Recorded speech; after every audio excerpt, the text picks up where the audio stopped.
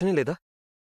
జనరల్గా ఇలాంటి రేర్ కేసులో బేబీని 9 మంత్స్ వరకు ఉంచలేకపోతే 7 మంత్స్లోనే డెలివరీ చేయాల్సొస్తుంది. బట్ అలా చేస్తే మేబీ బేబీ ప్రాణాలతో బయటపడే ఛాన్సెస్ చాలా తక్కువగా ఉంటాయి.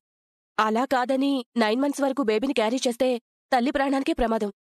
పెళ్లైన 2 ఏళ్ల తర్వాత పుట్టబోయే మొదటి బిడ్డ డాక్టర్.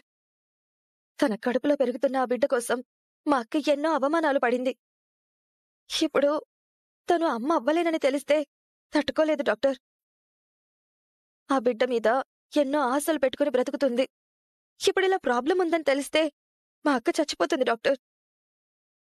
ప్లీజ్ డాక్టర్, ఏదో ఒకటి చేసి మా అక్కకి ఆ బేబీకి ఏం కాకుండా చూడండి ప్లీజ్.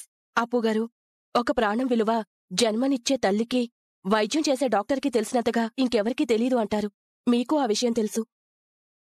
యాజ్ ఎ డాక్టర్గా మేం ప్రతి ప్రాణాన్ని కాపాడాలనే ట్రై చేస్తాం. బట్ అన్నీ మన చేతిలో ఉండవు కదా. You don't worry. మీరప్పుడే పానిక్ అవ్వాల్సిన అవసరం లేదు. మా సుపీరియర్స్తో మాట్లాడి ఏదైనా ఆప్షన్ ఉందేమో మీకు కాల్ చేసి చెప్తాం. ఏంటి అత్తాకోడళ్ళిద్దరూ కలిసి ముచ్చట్లు పెట్టుకుంటున్నారు? అయినా ఈ టైంలో మీరు జ్యూస్ తాగుతారు కదమ్మమ్మగారు, తాగలేదా? ఆ అదృష్టం కూడానా? నాకు మీలా ఎదురు చూడాల్సిన పనిలేదు. ఇలా చిటికేశాననుకో అలా వచ్చేస్తుంది. అవునా? ఏదమ్మా, ఒక్కసారి చిటికవేయి. ముందు మీకేం కావాలో కోరుకోండి.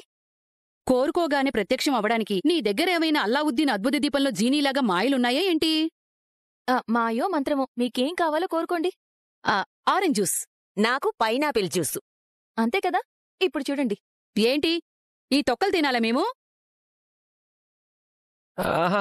Sorry wrong delivery. సరా చిటికి వేయగానే ఎలా వచ్చేసాయో.